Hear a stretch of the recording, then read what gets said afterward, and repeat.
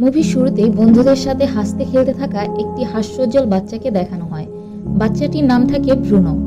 সে একজন German army অফিসারের ছেলে। তারা বার্লিন শহরে থাকতো। তো ব্রুনো একদিন বাসায় এসে দেখে তাদের বাসার সব জিনিসপত্র প্যাকিং চলছে। তখন তার মা এলসা সেখানে আসে এবং তাকে বলে, তোমার বাবার প্রমোশন হয়েছে, কিন্তু অন্য শহরে, এবং আমাদেরও তার সাথে যেতে হবে। ব্রুনোর বাবা ও বোনও সেখানে আসে এবং ব্রুনো তার বাবাকে বলে সে এখান থেকে তার বন্ধুদের ছেড়ে যেতে চায় না। তখন ব্রুনোর বোন তাকে বোঝায়, আমরা ওখানে গিয়ে অনেক নতুন বন্ধু বানাতে পারবো। তার বাবা তাকে আরো বলে,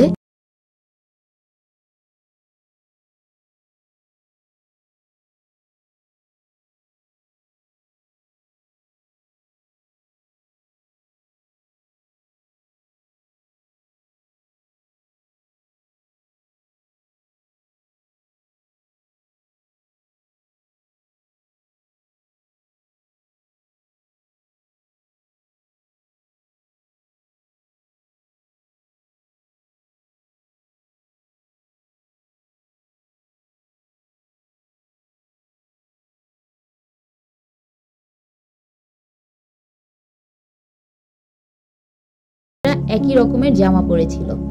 ব্রুনো মনে করে এটা কোনো ফার্ম এবং সেখানে হয়তো সবাই খেলাধুলা করছে। ব্রুনো তার মাকে জিজ্ঞেস করে, ওই ক্যাম্পের বাচ্চাদের সাথে কি আমি খেলতে পারি? তার মা বলে, অবশ্যই পারো। তখন এক লোক সবজি নিয়ে প্রবেশ করে, যার পরনে ছিল স্ট্রাইপ পাজামা, যেটি ব্রুনো ওই ফার্মের লোকদের পরতে দেখেছিল।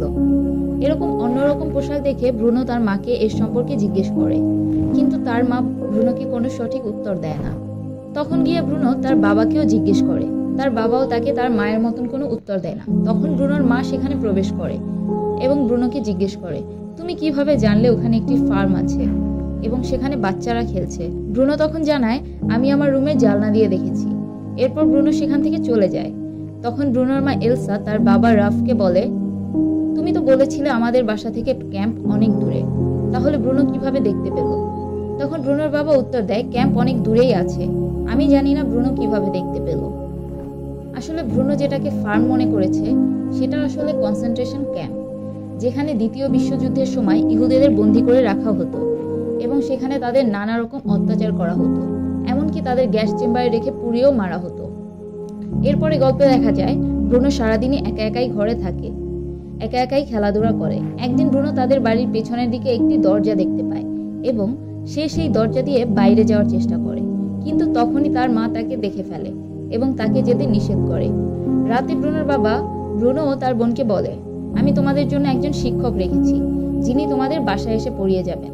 কিন্তু এই প্রস্তাবটা ব্রুনোর একদমই ভালো লাগে না, কারণ সে ভেবেছিল সে যখন স্কুলে যাবে তখন অবশ্যই কোনো না কোনো বন্ধু বানাবে। কিন্তু সে জানতে পারলো তার আর স্কুলে যাওয়া হবে না। টিচার এসেই তাকে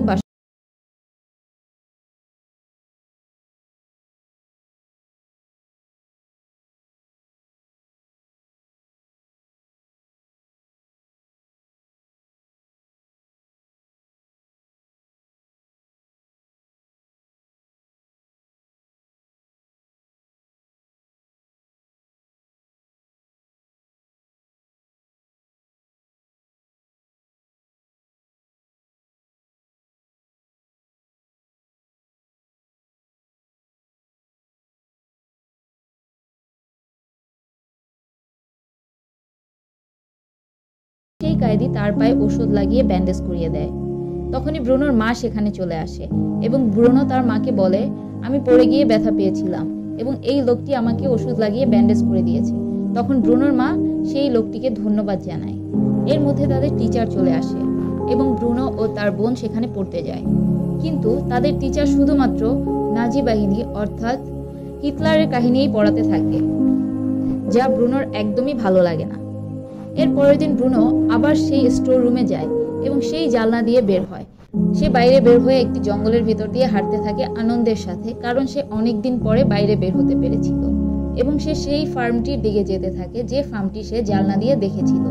সে হাঁটতে হাঁটতে সেই ফার্মটিতে পৌঁছে যায় এবং সে দেখতে পায় ফার্মটির চারিপাশে কাঁটাতারের বেড়া দেওয়া আছে এবং সেখানে একটি ছেলে বসে আছে। ব্রুনো তাকে জিজ্ঞেস করে, তোমার কি কোনো বন্ধু আছে? ছেলেটি উত্তর দেয়, আছে, কিন্তু তারা শুধুই ঝগড়া আর মারামারি করে, তাই আমি এখানে এসে বসে থাকি। ব্রুনো সেই ছেলেটিকে তার নাম বলে। ছেলেটি বলে, আমার নাম স্যামুয়েল। কিন্তু স্যামুয়েল খুব ক্ষুধার্ত থাকে, তাই সে ব্রুনোকে জিজ্ঞেস করে, তোমার কাছে কি কোনো খাবার আছে?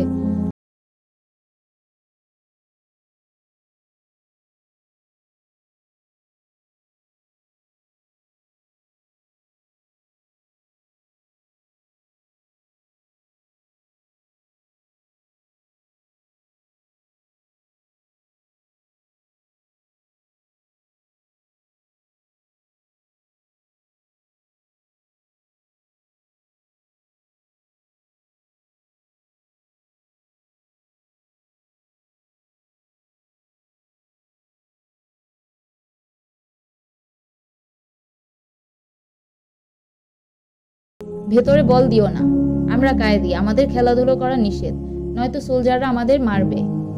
তখন আবার বাঁশির আওয়াজ হয় এবং স্যামুয়েলকে চলে যেতে হয়। এরপর একদিন ব্রুনোর মাও সেই ধোঁয়া দেখতে পায় এবং এর সম্পর্কে লেফটেন্যান্টকে জিজ্ঞেস করে। তখন লেফটেন্যান্ট উত্তর দেয়, দুর্বল ও বুড়ো কায়েদিদের গ্যাস চেম্বারে রেখে জ্বালিয়ে দেওয়া হয় এবং এই ধোঁয়াই সেই ধোঁয়া। এইগুলো শুনে ব্রুনোর মা এলসা খুবই বিব্রত বোধ করে, কারণ তার জানা ছিল ক্যাম্পে শুধু ইহুদিদের রাখা হয়, কিন্তু তাদের যে এইভাবে জীবন্ত জ্বালিয়ে দেওয়া হয় এই সম্পর্কে তার কোনো ধারণাই ছিল না। এটি শুনে তার খুবই দুঃখ হয় এবং সাথে সাথে তার রাগও হয়। সে তখনই গিয়ে ব্রুনোর বাবার কাছে গিয়ে এইসব সম্পর্কে জানতে চায়। সে ব্রুনোর বাবা রাফকে বলে, আমি জানতাম না যে তোমরা এরকম কাজও করো, এগুলো এক্ষুনি বন্ধ করো।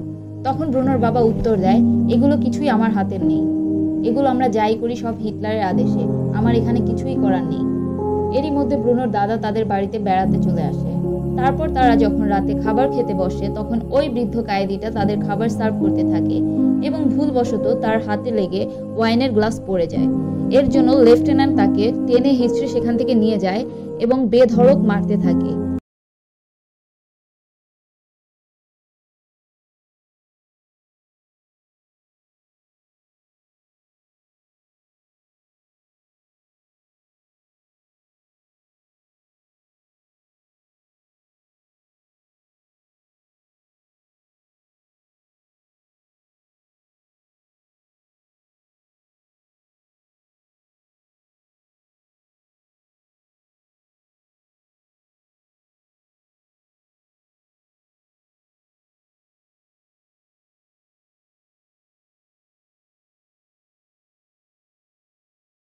খুবই খুশি হয়ে যায় এবং তাকে কিছু খাবার খেতে দেয়। যখন স্যামুয়েল খাবারটি খেতে থাকে তখনই সেখানে সেই লেফটেন্যান্ট চলে আসে এবং বলে, তুমি খাবার চুরি করেছো। স্যামুয়েল বলে, না, আমি খাবার চুরি করিনি, আমাকে ব্রুনো খাবার দিয়েছে, কারণ আমরা বন্ধু। তখন লেফটেন্যান্ট ব্রুনোকে ধমক দিয়ে জিজ্ঞেস করে, তুমি কি ওকে খাবার দিয়েছো? ব্রুনো তখন ভয় পেয়ে যায় এবং ভয় পেয়ে লেফটেন্যান্টকে মিথ্যে কথা বলে যে, না, আমি খাবার দিইনি, আমি আসলে ওকে চিনিও না।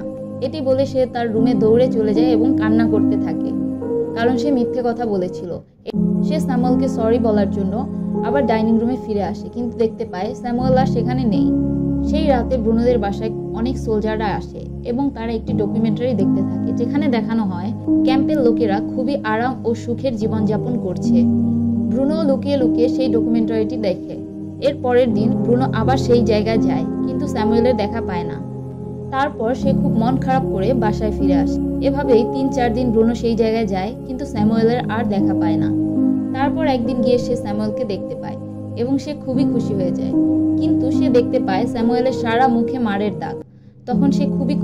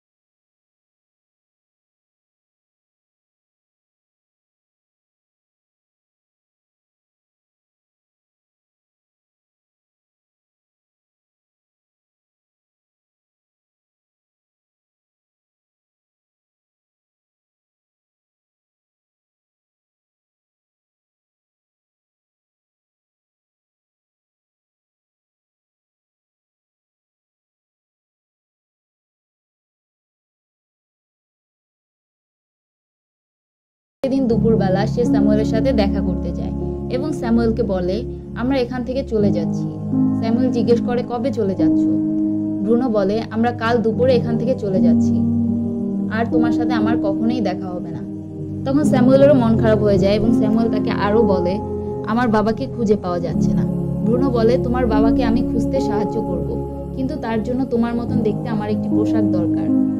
এভাবে তারা কথা বলতে বলতে ব্রুনো তার হাতের লাঠি দিয়ে ওইখানে মাটি খুঁড়তে থাকে এবং সে খেয়াল করে ওইখানে মাটি খুবই আলগা, সে চাইলেই সেখানে মাটি খুঁড়ে ভেতরে যেতে পারে।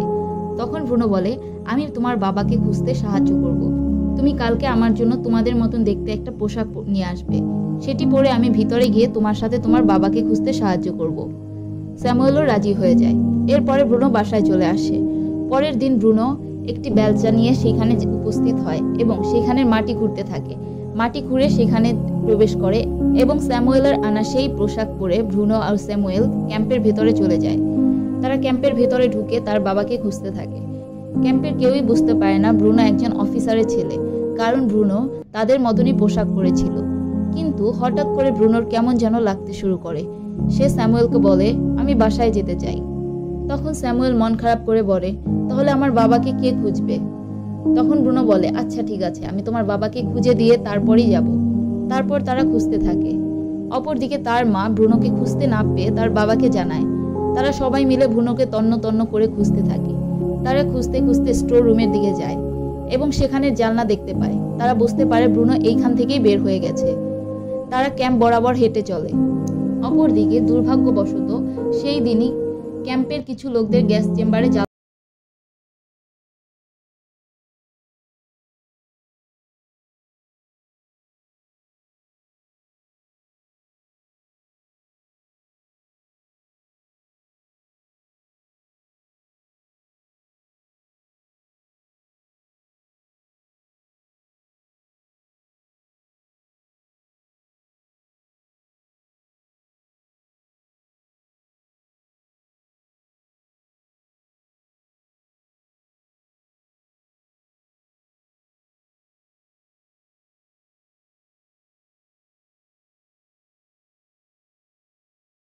ততক্ষণে খুবই দেরি হয়ে গেছে, কারণ অলরেডি গ্যাস চেম্বারে আগুন ধরিয়ে দেওয়া হয়েছিল। তখন সে ব্রুনোর নাম ধরে জোরে চিৎকার করে কান্নায় ভেঙে পড়ে। অপরদিকে ব্রুনোর মা ও বোন বুঝতে পারে ব্রুনো ক্যাম্পের ভেতরে চলে গেছে এবং তার সাথে কি ঘটেছে। তারাও কান্নায় ভেঙে পড়ে। কাহিনীর শেষে দেখানো হয় একটি ফাঁকা ঘর, যেখানে কয়েদিদের সকল ড্রেসগুলো রয়েছে। এতে বোঝানো হয় এখানে যতগুলো পোশাক রয়েছে সকল লোকদের গ্যাস চেম্বারে ঢুকিয়ে জ্বালিয়ে দেওয়া হয়েছে। এর সাথে সাথে মুভির সমাপ্তি ঘটে।